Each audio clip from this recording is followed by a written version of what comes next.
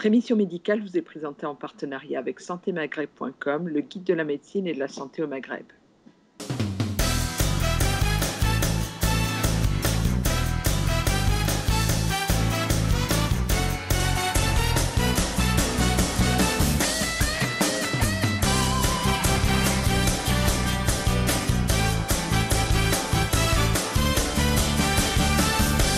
Il y a des contre-indications à la pilule. Déjà, on s'assure que la femme n'est pas hypertendue, qu'elle n'a pas de boule au niveau du sein, auquel cas il faut explorer. D'accord? Et tout dépend de l'âge. Pourquoi il faut consulter? C'est pour éliminer à chaque fois qu'il n'y a pas d'apparition d'effets secondaires de la pilule et de contre-indications qui sont apparues au cours de la prise. On explore quoi? Un bilan sanguin? Un bilan sanguin, parce que si on a un excès de cholestérol dans le sang, il y a des pilules qui sont, on change de pilule par exemple. Il y a des pilules qui sont faites pour les femmes qui ont un excès de cholestérol. Il y a des pilules qui sont faites pour les femmes diabétiques. Il y a des pilules qui sont faites pour les femmes qui sont hypertendues. Donc il y a autant de pilules que, enfin, chaque femme doit adapter. Nous, gynéco, on doit adapter la contraception en fonction de la femme qui est en face de nous, en fonction de sa pathologie, des effets secondaires qu'elle peut développer, de ses antécédents, de son âge, etc. Donc il n'y a pas une seule pilule. Il y a autant de pilules que de femmes. Ce que je dis à chaque femme, il y a des pilules qui peuvent vous faire apparaître des boutons sur le visage. On change de pilule. Il y a des pilules qui sont faites pour justement améliorer la peau d'une jeune fille, etc. Il y a des pilules qui sont faites pour les femmes qui ont des boutons.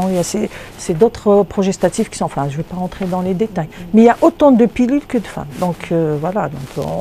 C'est pour ça qu'on ne peut pas donner une pilule à vie à une femme et lui dire, voilà, vous la prenez pendant 10 ans. Ce n'est pas possible. Donc il faut absolument examiner la femme minimum une fois par an avant de renouveler la pilule et adapter en fonction de chaque situation pathologique. Sur les effets indésirables, alors, la pilule fait grossir ou pas? On en est toujours à ces idées reçues? Une pilule peut faire grossir. Bon, moi je dirais qu'il y a une petite mauvaise foi, parce que des fois les femmes se lâchent, elles mangent n'importe comment. Et pour se donner bonne conscience, elles vont dire que c'est la pilule qui me fait grossir. D'accord? Et généralement ça sur 2 ans, 3 ans, etc. Mais il y a des pilules qui font réellement grossir. Dans ce cas, il faut changer. C'est pour ça que moi, il pèse personne, je pèse. Une femme qui prend plus de 3 kilos, alors qu'en l'interrogeant sur sa vie, enfin sur son hygiène de vie, son alimentation, si je trouve qu'il n'y a rien de changé, ni dans son alimentation, ni dans son activité physique, je peux lui changer de pilule, passer à une pilule plus faible, des dosages plus faibles, etc. Il y a des pilules pour ça. Mais bon, il ne faut pas être de mauvaise foi. Il ne faut pas manger n'importe quoi et dire que c'est la pilule. La pilule, elle a un effet secondaire qui est celui de la formation de cailloux dans le sang, des thromboses qui peuvent être mortelles. D'accord?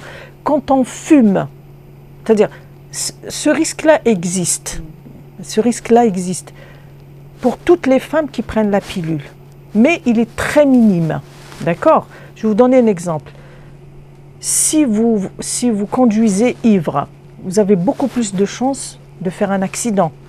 Vous n'allez pas renoncer à une voiture parce que votre voisin ivre a conduit et a fait un accident.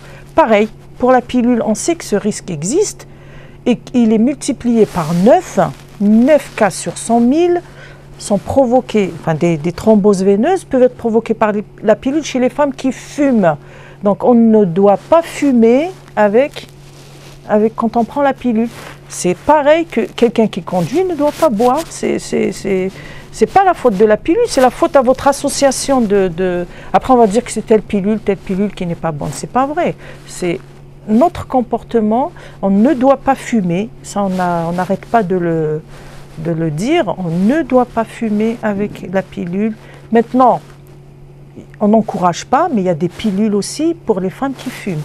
C'est une pilule qui ne doit pas contenir d'œstrogène, par exemple.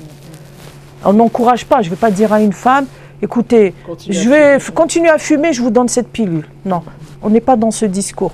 On ne doit pas fumer quand on prend la pilule. Maintenant, On peut comprendre que certaines addictions sont... mais on encourage toujours, en premier, c'est vrai qu'il y a des pilules sans œstrogène que peuvent prendre les fumeurs. Enfin, c'est tel qu'il faut privilégier chez les fumeuses. Mais on ne doit pas être dans ce discours de je vous change de pilule, c'est pas grave, je vous donne... Non, non. Vous arrêtez de fumer si. Il y a des rares cas où les femmes elles ont d'autres soucis ou autres. Dans ce cas, en attendant le sevrage, on peut leur donner des pilules qui limiteraient les dégâts.